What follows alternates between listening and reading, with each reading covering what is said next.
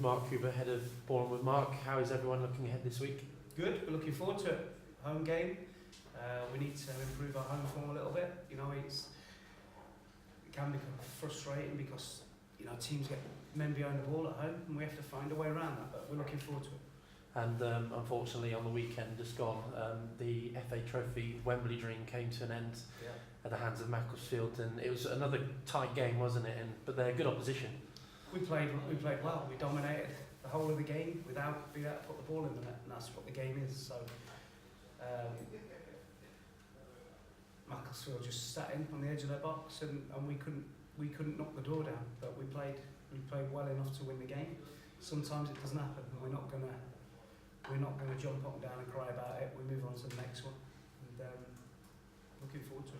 And Saturday was the first time since, I believe, the 1st of October that Forest Green have failed to score in a competitive game, which, you know, goal scoring credentials amazing, and then even their goal was deflected. It was one of those, wasn't it? Yeah, it was a freak of a game. When you look at all the stats and the possession we had, the attempts, the shots we had to theirs, and all the stats say that Forest Green should win the game.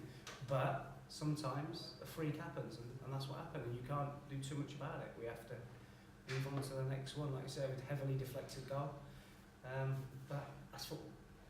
And mentioning home form, improving Forest Green's home form earlier, Boreham Wood, the ideal, I know they won in the FA Trophy, stuff's up, I believe, 5-0, but, you know, league-wise, they're not doing that well at the moment, are they? No, but they're a dangerous team.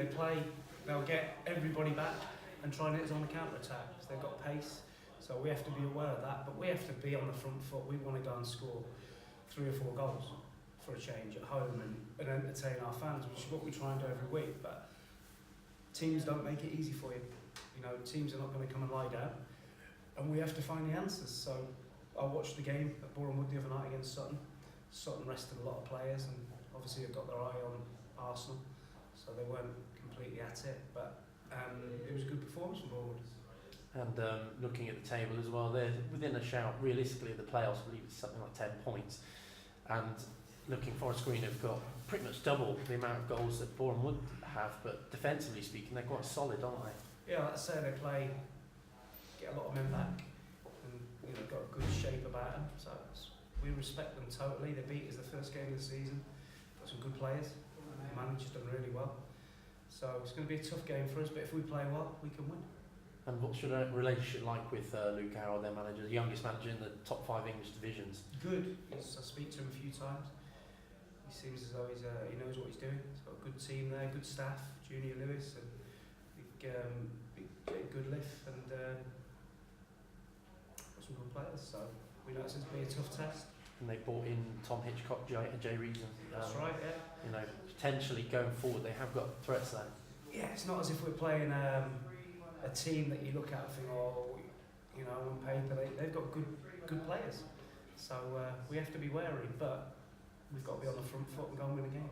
And of course, lost out to Boreham Wood on the opening day of this current season, which seems like years ago now. You know, that's got to be motivation, hasn't it, to get one over on them? Not really. The motivation is to keep the pressure up at the top of the table. We know that we need to keep winning because there's going to be twists and turns, and experience tells you that no team can go through the season without having a dip in form, and we have to be one of the teams that's ready to take advantage of that. If somebody has a dip, we're there ready to step in. Last week you mentioned to the media about a possible new addition. Has anything come about that, or looking at the moment?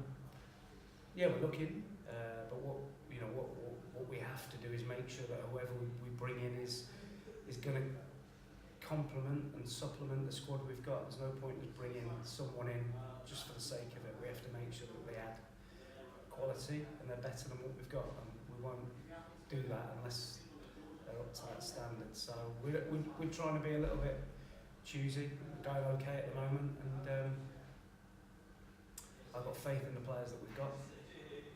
But if the right one comes along, then we'll do it.